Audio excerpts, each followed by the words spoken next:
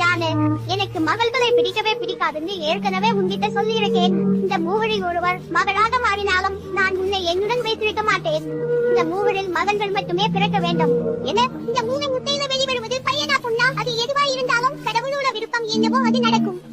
அதுக்கு நான் காரணமாக முடியாது. இல்லை, சொல்லிவிட்டு ராம் அங்கிருந்து சென்று விடுகிறான். நான் அந்த 3 முட்டைகளில் 2 உடைந்து அவற்றிலிருந்து 2 குட்டி பெண் குருவிகள் வெளிவருகின்றன. கடவுளே, என்ன ஆச்சு? இந்த 2 மகள்களை பார்த்த பிறகு என் கணவர் என்னை இங்கிருந்து துரத்தி விடுவார். பிறகு நான் என் குழந்தைகளை பிரிந்து இருக்க வேண்டி இருக்கும். இல்லை இல்லை, என் குழந்தைகளை நான் பிரிந்து இருக்க முடியாது. அதனால் நான் ராம் இங்கே வருவதற்குள் இந்த 2 மகள்களையும் எங்காவது மறைத்து வைக்க போகிறேன். சொல்லிவிட்டு ஜானு தனது 2 மகள்களையும் வேறு இடத்திற்கு அழைத்து சென்று மறைத்து வைக்கிறார். நீங்கள் என் குழந்தைகள், நான் உங்களிடம் திரும்பி வருவேன். எங்கும் போகாதீர்கள். இல்லை என்றால் கழுகுகள் உங்களை தின்றுவிடும். சொன்ன பிறகு ஜானு தன் கூட்டிற்கு திரும்பி செல்கிறாள். பின்னர் ராம் அவளை தேடி அங்கு வருகிறான். ஏய், மற்ற 2 முட்டைகள் எங்கே போயின? இங்கே ஒரே ஒரு முட்டை தான் இருக்கு. ராம், கொஞ்ச நேரத்துக்கு முன்னாடி ஒரு பெரிய கழுகு வந்து என்னோட 2 முட்டைகளை இங்க எடுத்துட்டு போயிடுச்சு. என்னால் ஒரே ஒரு முட்டையை மட்டுமே காப்பாற்ற முடிந்தது. இதுவும் சரியாகவே நடந்தது. யாருக்கு தெரியும், அந்த 2 முட்டைகளிலிருந்து மகள்கள் கூட பிறந்திருக்கலாம். சொல்லிவிட்டு ராம் அங்கிருந்து சென்று விடுகிறான். பின்னர் ராம் முட்டை உடையும் சத்தத்தை கேட்டு திரும்பி வருகிறான். யானு, முட்டையிலிருந்து ஒரு மகள் வந்தாள் என்று மட்டும் சொல்லிவிட்டதே. ஏய், நீ அழுகிறாய். முட்டையிலிருந்து ஒரு மகள் வெளியே வந்திருக்கிறாள் என்று நினைக்கிறேன். இல்லை இல்லை, இந்த கண்ணீர் ஆனந்த கண்ணீர். முட்டையிலிருந்து ஒரு மகன் வெளியே வந்திருக்கிறான். ஓ வா, முட்டையிலிருந்து ஒரு மகன் வெளியே வந்திருக்கிறான். வா மகனே, நான் உன்னை காட்டிற்கு ஒரு ரவுண்ட் அழைத்து செல்கிறேன். சொன்ன பிறகு ராம் தனது மகனை சந்தோஷமாக காட்டிற்குள் அழைத்து செல்கிறான். என் மகள்களை கழுகுகள் துன்புறுத்தும். எப்படி சமாளிப்பது என்று அவர்களுக்கு தெரியாது. நான் உடனே போக வேண்டும். ஐயோ, என் மகள்களை நான் போய் பார்க்கிறேன். பெண் குழந்தைகளையே நினைத்துக் கொண்டிருந்த ஜானு அவர்களை அடைகிறாள். அங்கே ஒரு கழுகு இருக்கிறது. ஓ வா, இன்று எனக்கு ஒரே இடத்தில் 2 இரைகள் கிடைத்தன. இப்போது உங்களை சாப்பிட்டு என் பசியை தீர்த்துக் கொள்கிறேன்.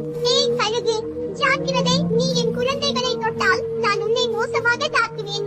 அம்மா அம்மா, கண் முன்னாலேயே நான் உன் குழந்தைகளை சாப்பிடுவேன்.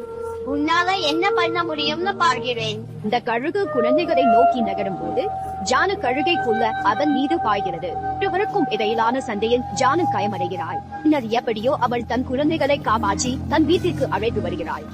ராம், என்னை மன்னிக்கவும். நான் இந்த மகள்களை உங்களிடமிருந்து ரகசியமாக வளர்த்தேன். ஆனால் அவர்களை காப்பாற்ற நான் கழுகுடன் சண்டையிட வேண்டியிருந்தது. இதன் காரணமாக நான் பலமாக காயமுற்றேன். இப்போது என்னுடைய கடைசி நேரம் வந்துவிட்டது. இந்த 2 மகள்களையும் நீங்கள் கவனித்துக் கொள்ள வேண்டும். இப்போது நான் இந்த உலகத்தை விட்டு போகிறேன். அம்மா அம்மா, நீங்க எங்களை விட்டு பிரிய முடியாது. அம்மா, நீங்க இல்லாம நாங்க எப்படி வாழ போறோம்? அப்பா, ஏதாவது பண்ணுங்க. அப்பா, அம்மாவை மருத்துவமனைக்கு கூட்டிட்டு போங்க. சீக்கிரம் போங்க அப்பா.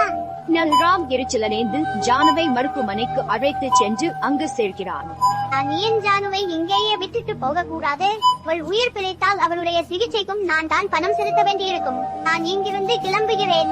சொல்லிவிட்டு ராம் ஜானுவை மருத்துவமனையில் விட்டு வீடு திரும்புகிறான். என்ன நடந்தது? நான் இங்கே, நீங்க ஏன் அம்மாவை அழைத்து வரவில்லை? அப்பா, அம்மா, நீ எங்கே இருக்கிறாய்? அம்மா இறந்துட்டாங்க, அதனால நான் உன் அம்மாவை கூட்டிட்டு வரவில்லை. இந்த உலகில் கருணையே இல்லையா? ஒரு முறை அம்மாவை பார்க்க எங்களை அவளிடம் அழைத்து செல்லுங்கள். இல்லை இல்லை, நான் ஏற்கனவே உன் அம்மாவின் இறுதி சடங்குகளை செய்துவிட்டதால் இப்போது உங்களை அம்மாவிடம் அழைத்து செல்ல முடியாது. இதை கேட்டு மகள்கள் நிறைய அழுதனர். பின்னர் ராம் ஏதோ யோசிக்க ஆரம்பித்தாள். இந்த பெண் குழந்தைகள் எனக்கு ஒரு பிரச்சனையாகிவிட்டன.